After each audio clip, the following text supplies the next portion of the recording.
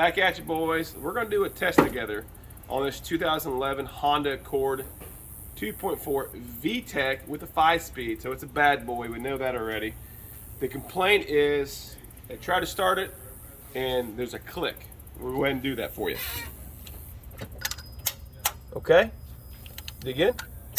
All right. So most likely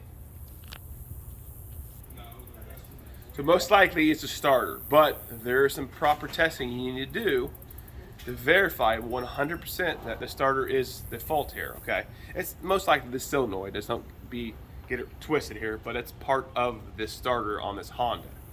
So we're going to do a voltage drop test, and what we're going to do is we're going to get a digital voltmeter here. We're going to go to the voltage DC setting, and what we want to do is ensure that the positive terminal here, this post, the voltage coming out of it going to the positive post on the starter, there's no loss of voltage. And to verify that is if you attach one lead of the voltmeter to that positive, and this other lead, I'm all twisted up here, guys. All right. Sorry about that. So the other lead, we're going to go straight to that positive post on that nut. Okay. I'll get on it here. All right. So that's the two connections. We're on positive to positive. So it's key. We're on the positive side of the battery and the positive side connection on the starter. Okay. And then you should always know what you should expect when you do a test. I expect this thing to be below 100 millivolts. If the starter does so happen to engage and turn the motor over, it could draw some more amperage and you will have voltage drop, which is normal because you're assuming energy here, but it should be below 500 millivolts, and that's a pretty conservative number. So if I see anything above that, especially a volt or higher, we have a problem in a cable issue. Okay. So let's see what we got. Go ahead. So it's actually moving a little bit. You can hear it. All right, it's good. So the starter did engage a little bit, but you saw we had like 4 millivolts. It was well within specifications, nothing near what we expected.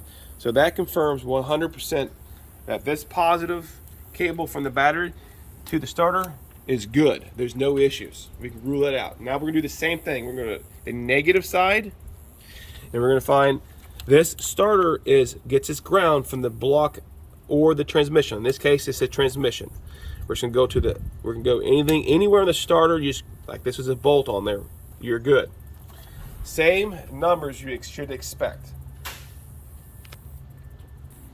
All right. So we'll repeat negative. And anywhere on that starter case is a ground, so anywhere you can attach to. We're going to do the same thing. Go ahead. All right, it's clicking. We have 5 millivolts was the max there. Or you can do a min-max. So I'll turn this off, turn this on, min-max. Go ahead. Okay, so the max was 4 millivolts, well within specifications, okay? So that ruled out 100%. We do not have any voltage drop that's going to cause this starter not to operate and function properly. So we're going to move on to the next test. We need to verify that the S terminal, which is right here, is getting proper voltage to the solenoid for this starter to work properly. Okay, so we're going to unplug it, and I have a simple tool. We're going to substitute a load in there. I have a power probe. We're just going to connect that to the battery.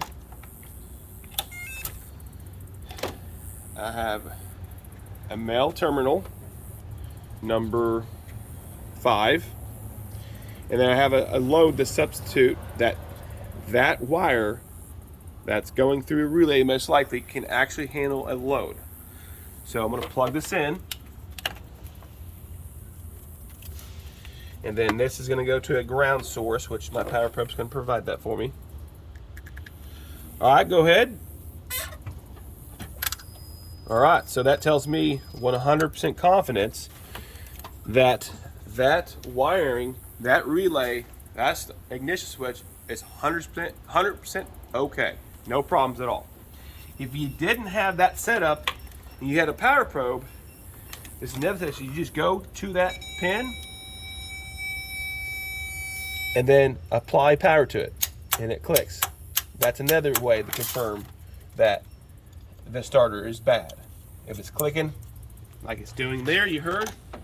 So if you follow those simple steps, you do have to gain access to the starter to do this. This will give you 100% confidence that when you tell the customer the starter is bad and will correct this vehicle's condition. The concern is a click.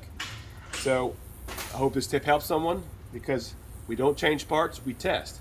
Because if you're going to do it, you do it right. See ya.